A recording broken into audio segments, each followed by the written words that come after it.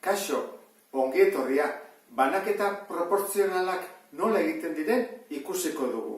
Zerbait dugunean, pertsona batzun artean, zerbait banatu behar dugunean. Eta hortarako bi motatakoak daude, izan daiteke zuzenki proportzionalak edo alderantziz proportzionalak direnak. Orain ikusiko dugu zuzenki proportzionalak direnak. Adibide bat jarriko dut.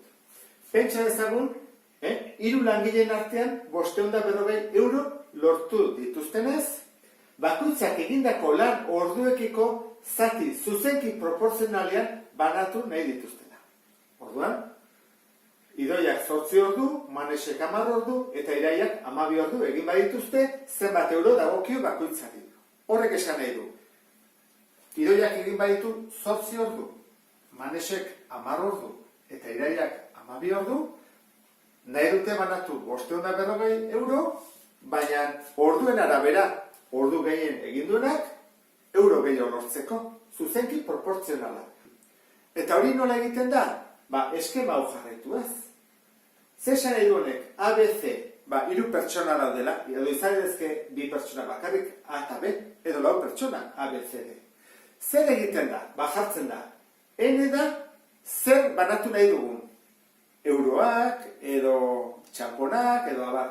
Eta behan, batu behar dira, bakoitzaren zatiak. Eta zatiketaren emaitza, hori da, proportzionaltasun konstantea. Orduan, horretik zer egin behar dugu? Bidertu behar dugu. Lehenengoa, bere proportzionaltasun konstantearekin, bigarrena eta hirugarrena. Eta baina, adibidearekin, hobeto ulertuko dezu. Goazen hastea. Idoiak 8 ordu. Orduan jarriko dugu. Idoiak 8 ordu. Manesek 10 ordu. Eta Iraiak 12 ordu. Hori jakin da, goazen proportzionaltasun konstantea aurkitzea. Zein da? Proportzionaltasun konstantea da. Zer banatu behar dute?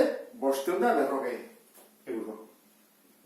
Eta orduekiko, orduan batu behar dugu, Idoiaren orduak, gehi Manesenak, gehi Iraiarenak.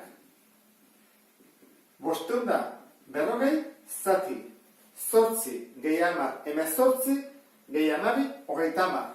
Horren, zatiketa bat egin beharko nuke, 0 kentzen ditut, eta 54, zati 3, 18. Horrek esan nahi du, proportzionaltasun konstantea 18 dela. Orduan, nola egingo genuke bakoitzantzat? Izan batzateke, Idoia. Zer egin behar dugu? Beak 8 ordu dituelako, 8 bider proportzionaltasun konstantea. Bider 18. Hoi da, 140 euro. Bigarrena, Manesek 10 ordu. Horra jarriko dugu. Manes 10 ordu, beraz, gehiago irabaziko du. Bider 18, 180 euro. Eta azkena, Iraia. Iraiak gehiago kobratuko du. Zergatik? 12 ordu sartu ditulako. 12 bider berriro, bider 18. 216 euro. Orduan banatu ditugu 540 euro, Idoia, Manes eta Iraiaren artean. Azkeneko konprobazioa falta zaigu, ikustea ondo banatu dugun. 6 gehi 10, 8 gehi 10, 14, bat bururako 540. Ondo banatu dugu. Horren badakizute, zuen artean zerbait banatu behar dezutenean, eskema hau jarraitu beharko zeneteke. Beste bat arte, agur.